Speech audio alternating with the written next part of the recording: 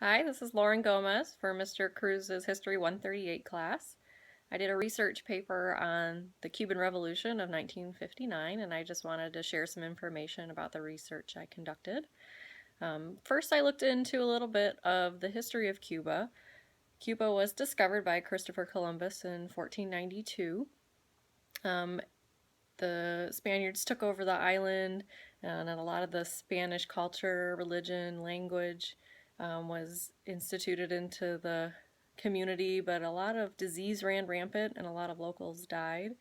And at first, the Spaniards didn't really pay much attention to the island. They didn't colonize it very well at first. They used it mostly as a stopping port between the new land and Spain, and it wasn't really until the 19th century that Cuba began to really start booming a little more economically. There was a big sugar boom, and that's when the people of Cuba started to fight more for independence of their island, and there was a couple wars. There was a 10 Years' War, and that was from 1868 to 1878. That in itself did not win them independence. Later on, in 1898, there was another war. This time, the United States was involved a little bit more heavily, and they were able to achieve their independence finally from Spain. At that time, something called the Platt Amendment went into effect. What that basically meant for the United States is that they could be more involved in the internal affairs of Cuba. That also allowed them to lease land for a naval base at that time.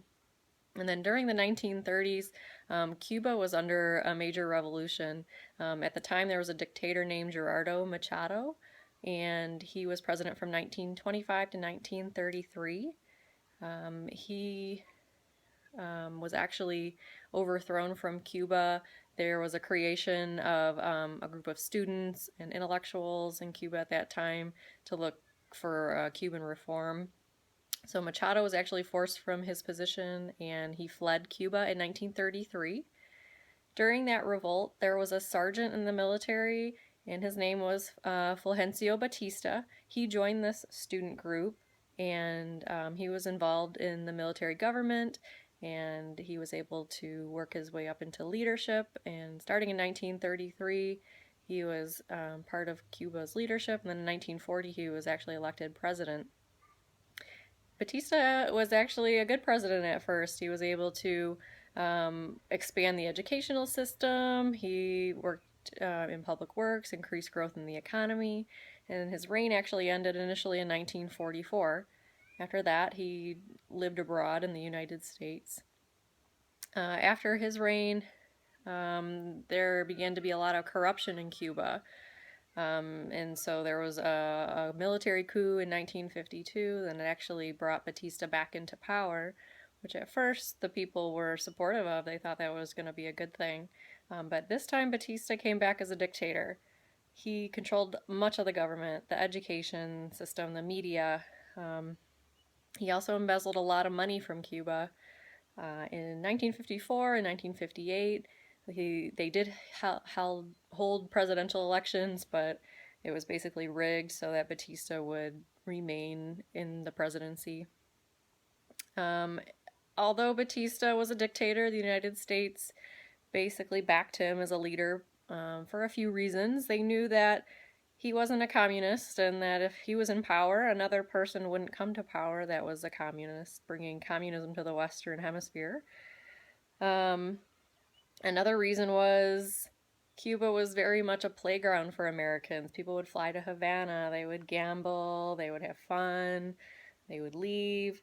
And Batista was okay with this, although he gained a lot of profit from this, from the mafia basically that ran these gambling casinos and hotels. He made a lot of money off of that. And then the third reason that the United States was okay with Batista staying in power is that the United States owned a lot of business and property in Cuba. In my research, I found a quote from John F. Kennedy, and I'm going to read that to you now. It says, "At the beginning of 1959, the United States companies owned about 40% of the Cuban sugar lands, almost all of the cattle ranches, 90% of the mines and mineral concessions, 80% of the utilities, practically all the oil industry and supplied 2/3 of Cuba's imports. So that's um, a lot of investment in Cuba for the U.S. So I'm going to introduce a new character into this story. His name's Fidel Castro. He was from Cuba. He studied law and he graduated law school in 1950. After law school, he became a member of the reformist Cuban People's Party. He was actually a candidate to sit in the House of Representatives, but Batista, returning to power, canceled these elections. Um, when the traditional means of overthrowing Batista didn't work, Castro began to organize a rebel force. And there was actually an attack in 1953 on the Moncada military barracks, but Castro was arrested. And then when he was released from prison in 1955, he fled to Mexico. While in Mexico, he and his brother started organizing a regime of Cuban exiles called the 26th of July movement.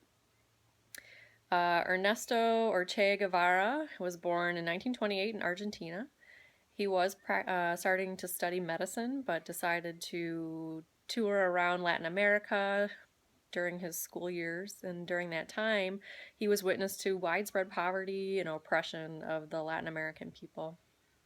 Guevara was convinced really that the only resolution to these problems was revolution. He traveled to Mexico in 1956. He did meet there the Castro brothers and decided to join the July 26 movement.